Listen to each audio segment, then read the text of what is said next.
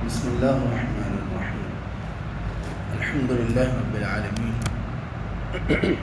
والعاقبة للمتقين والصلاة والسلام على أشرف الأنبياء والمرسلين ومن تبعهم بإحسان وإيمان إلى يوم الدين وبعد. سورة البقرة آية 103. أعوذ بالله من الشيطان الرجيم. ولو أنهم آمنوا واتقوا لمثوبة من عند الله خير. اور اگر بلا شبہ وہ لوگ ایمان لے آئیں اور تقوی اختیار کر لیں، لمثوبة من عند اللہ، تو یقیناً جو اللہ کے ہاں ہے، جو ثواب، جو اجر، جو لوٹنا اللہ کے ہاں ہے، خیر، وہ بہت بہترین ہے۔ لو کانوا یعلمون، کاش کہ وہ جانتے ہوتے۔ اسی آیات میں اللہ تعالیٰ نے یہودیوں کے متعلق ان کا جادو میں مشغول ہو جانا وہ بیان کیا، اور اس سے پہلے ان کی کئی ایک بد خصلتوں کا بیان کیا۔ تو اس آیت میں اللہ تعالیٰ نے ان کو توبہ کی طرف مائل کیا۔ یہ اللہ کی رحمت ہے، اور یہ ایسی رحمت ہے جس کی کوئی بند نہیں کر سکتا۔ اتنے بڑے بڑے جرم کرنے کے بعد بھی اللہ تعالیٰ نے توبہ کا دروازہ کھلا رکھا ہے اور کہا کہ اگر یہ لوگ ایمان لے آئیں، یعنی اللہ تبارک و تعالیٰ اور اللہ کے رسولوں پر اور اللہ کی تعلیمات پر اس طرح سے ایمان لے آئیں اور ان کو اس طرح سے مان لیں جیسے اللہ چاہتے ہیں، اور پھر ان تعلیمات پر صرف ایمان نہ لائیں بلکہ واتقوا، ان پر عمل بھی کریں، اور ایسا عمل کریں جو تقوی پیدا کرے، جو تقوی کی خاصیت اور صلاحیت ان کے اندر پیدا کرتے۔ اگر ایسا کر لیں گے تو جو اللہ نے ان کے لیے تیار کر رکھا ہے وہ بہت بہتر ہے۔ یعنی یہ لوگ جادو ہو گیا یا اس سے پہلے جو چیزیں بیان کی گئیں وہ دنیا کے مفاد کے لیے بھی کرتے تھے، اپنے آپ کو بیچ دیتے، یعنی دنیا کے مال کے بدلے میں وہ اپنے ایمان کو بیچ دیتے، خود اپنے آپ کو بیچ دیتے، آیات اور تعلیمات کو بدل دیتے، یہ سب چیزیں وہ کرتے تھے۔ تو اللہ کہتے ہیں کہ اگر وہ باز آ جائیں، ایمان لے آئیں، تقوی اختیار کر لیں، تو یہ چھوٹے چھوٹے دنیاوی مفاد ان کو چھوڑ دیں، اللہ کی رضا کو سامنے رکھیں، تو جو اللہ نے ان کے لیے تیار کر رکھا ہے وہ بہت بہترین ہے۔ لیکن کاش یہ لوگ جانتے ہو۔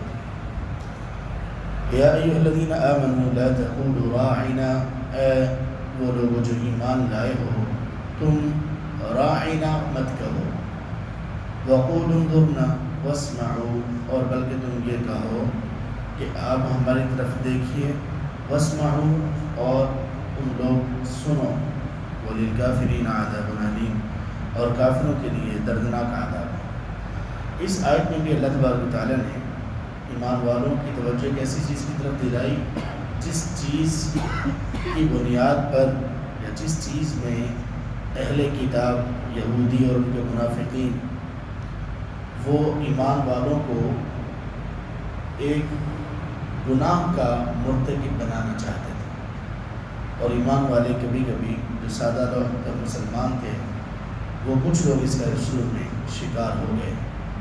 وہ کیا چیز تھی؟ وہی چیز یہ تھی کہ اللہ کے رسول صلی اللہ علیہ وسلم پر جب شروع میں وحی نازل ہوتی تو آپ اس وحی کو جیسے ہی نازل ہوتی تو پڑھا کرتے تھے، اس لیے کہ وہ یاد ہو جائے۔ پڑھتے تھے تو ذرا تھوڑی سی تیزی سے پڑھتے تھے، جیسے صحابہ رضی اللہ عنہ کو بیان کرتے تھے تو تھوڑا سا آپ تیز بول جاتے تھے۔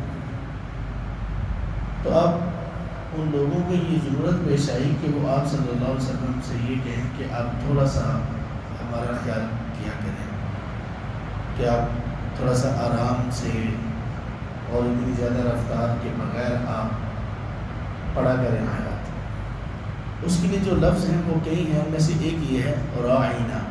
راعینا کا مطلب ہے کہ آپ ہمارا خیال کیجیے، رعایا اسی سے نکلا ہے۔ رعایا کو رعایا اس لیے کہتے ہیں کہ بادشاہ کو، حکمران کو ان کا خیال رکھنا ہے۔ رعایت بھی اسی سے نکلا ہے۔ رعایت کا مطلب کہتے ہیں ہم ذرا تھوڑی سی رعایت کرتے ہیں، یعنی تھوڑا سا میرا خیال کرتے ہیں۔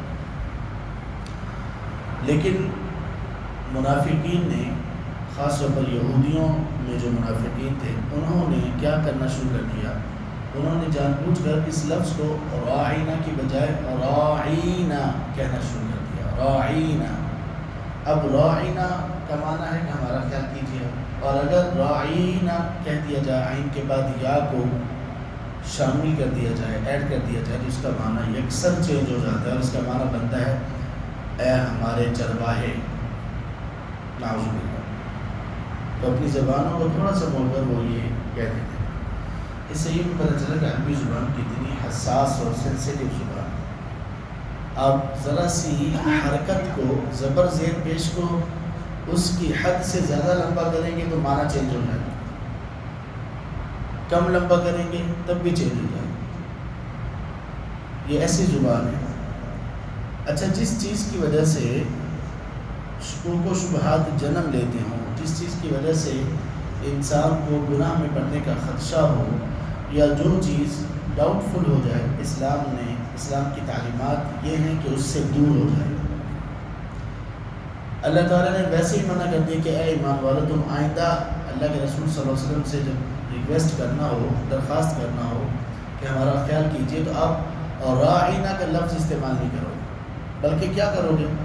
قولوا انظرنا، بلکہ آپ کہو گے اے اللہ کے رسول ہماری طرف بھی نگاہ کیجئے۔ اس کا بھی وہی معنی ہے کہ آپ تھوڑا سا ہمارا بھی خیال کیجئے، ہمیں بھی دیکھتے رہیے۔ وہ لفظ ہی چھوڑ دیا، حالانکہ وہ لفظ جو صحابہ بولتے تھے وہ ٹھیک تھا، لیکن جس لفظ کی وجہ سے کوئی ایسا شائبہ بھی پیدا ہو سکتا تھا کہ اس میں گناہ کی طرف بات جا سکتی تھی، اور چونکہ وہ پہلے ہی ان لوگوں نے اس طرح کا لفظ بول کر اس کو مشکوک بنا دیا تھا، تو وہ چیز جس میں اس طرح کی بات پائی جا رہی ہو، مومن کے لیے اس کو چھوڑ دینا بہتر ہے۔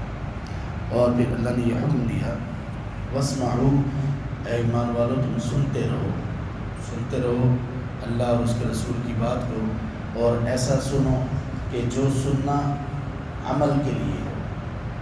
یہودی بھی سنتے تھے، منافقین بھی سنتے تھے، لیکن وہ لوگ ایسا نہیں سنتے تھے جو عمل کرنے کے لیے ہو، جو تقوی اختیار کرنے کے لیے ہو، بلکہ وہ کیڑے نکالنے کے لیے سنتے تھے، اعتراض کرنے کے لیے سنتے تھے، اور اسی طرح نعوذ باللہ احانت کے لیے سنتے تھے۔ وہ کبھی بھی اس طرح سے نہیں سنتے تھے کہ ہم اس سے کوئی سبق حاصل کریں اور تقوی اختیار کریں اور اللہ اور اس کے رسول کی تعلیمات پر عمل کریں۔ تو اللہ نے کہا واسمعوا، لوگ سنتے رہو، وَلِلْكَافِرِينَ عَذَابٌ أَلِيمٌ، اور کافروں کے لیے جو لوگ اس طرح سے اللہ کی آیات کو تبدیل کر دیتے ہیں، ایسے لوگوں کے لیے، ایسے کافروں کے لیے عذاب علیم، دردناک عذاب۔ اللہ ہمیں اپنی رحمت سے ہر قسم کے عذاب سے محفوظ رکھیں۔ اللہ دین کے متعلق ہمیں ہر طرح کی آزمائش سے بچائے رکھیں، اور اللہ میں وہ عمل کرنے کی توفیق دیں جو اللہ کا پسندیدہ ہو اور نبی صلی اللہ علیہ وسلم کی اتباع میں ہو۔ آمین یا رب العالمین۔ سبحانک اللہم و بحمدک، اشہد ان لا الہ الا انت، استغفرک و اتوب الیک۔